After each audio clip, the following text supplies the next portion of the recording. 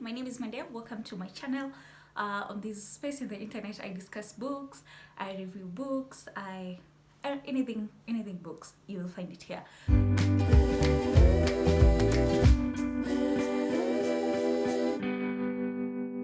Now, today I want to review a book. Okay, no, delete that. I don't want to review this book. I want to talk about this book. Never say never.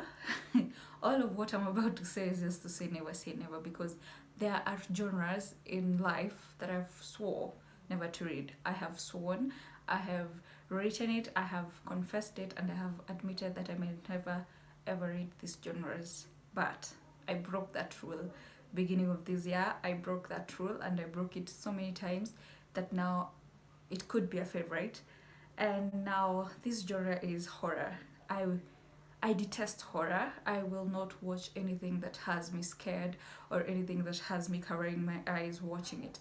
The closest I've gotten to watching such things or reading such things is watching Money Heist. I mean, I hate anything to do with blood. But I found a book. It's a little spooky, but I liked it. Strange. This is strange because I liked it. I liked a strange book. I liked a scary book, and I liked a scary story, and there is no saying never again. I'm talking about Your Heart Belongs to Me by Dean Koontz. Now, when I got this book from my friend, I didn't know what to think about it, because first of all, this title makes you think romance, right? I mean, your heart belongs to me. Every time your heart belongs to someone, you're in love with that person, right? Am I wrong? I could be wrong. In my opinion, it speaks romance. So I didn't know what I felt about it, and when she gave it to me, I had it lying on my bookshelf for like a whole 2-3 weeks before I could, until when I was bored, I didn't have anything else to read. That's when I picked this book. And the first thing that I didn't like about it is the fact that it doesn't have a blurb. So when you pick this book, you have nothing to encourage you to read the book. You don't have a summary of the book. So it was a little for me until I picked it up and I decided to wing it. And by the time I was on the first page, by the time I was pressing into the second page, I knew I was going to read this book to the end.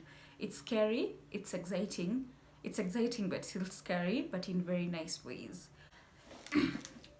So what is this book about? It's a story. There's a Ryan, I think. Yeah, there's a Ryan. The Ryan is in love with a journalist who interviewed him. Ryan is doing good financially. He is stable. He's in his late 20s. He has a house, a very nice house, I have to mention. He's living the life. So Ryan has a life. The life is good. He's living well. And then he meets this girl who interviews him for one of her business columns on a magazine, or is it a TV program? And they get into a romance. Now, I don't want to spoil this book for you, but the point is, at some point in this story, Ryan develops a heart condition, and how he gets this heart is not the kawaida way. He does not get the heart through legal means. He gets the heart just because he has the money and he can afford it. Now, the point is, he does not know that how he got the heart is not legal. He does not know that for him to get a heart, someone else had to die not through natural causes. So that's the issue. So what I liked about this book is the fact that it's interesting, yes, but at the same time, it's encouraging you to read and know about societal matters. It is encouraging you to understand what society is, how people with money are taking over the world. It also educates you on communism. It has a lot of stuff in one. It's a horror film with a twist. It educates you. It opens your eyes to moral decay and financial stability, and how it can influence the kind of people you have in your lives. So the story is based around whoever was killed for Ryan to get the heart now comes back to get their heart, because this person was related to the person who had to die. I don't think you got it, but that's the gist of the story. Now, Some of the things I like about this book is, first of all, the coherence of the story. I have said it before. If a story is not flowing, I am not reading it. If a story is a little too rambly, it's all over the place, then I don't find the need to read it to the end, because I can kind of know what is going to happen next. So I don't like such kind of books. I like that this writer gave you a coherent story but did not spoil what is coming next, and that has you wanting to turn pages. This book right here is a page turner. What else do I like about this book? It's the fact that however scary it is, it wants you to get into that book and strangle someone in this book. It has the captivating sense to it. You see how you watch horror film and you want to get in there and just yank someone out of a wardrobe that they're hiding in because the criminal is right behind them. You see, the writer has us knowing what is going to happen to the characters just before they know what is going to happen. So it's to it, which makes the book even more interesting in my opinion, because I like something that makes me think. I like something that tickles my mental state. I like something that makes me almost shudder, but not in a bad way. So I liked this book for that fact. Another thing that I liked about this book is the fact that the writer shies away from conventional writing. He does not write in how normal writers do. He is not writing like he's telling a story. He's writing like, these are my thoughts, you're inside my head.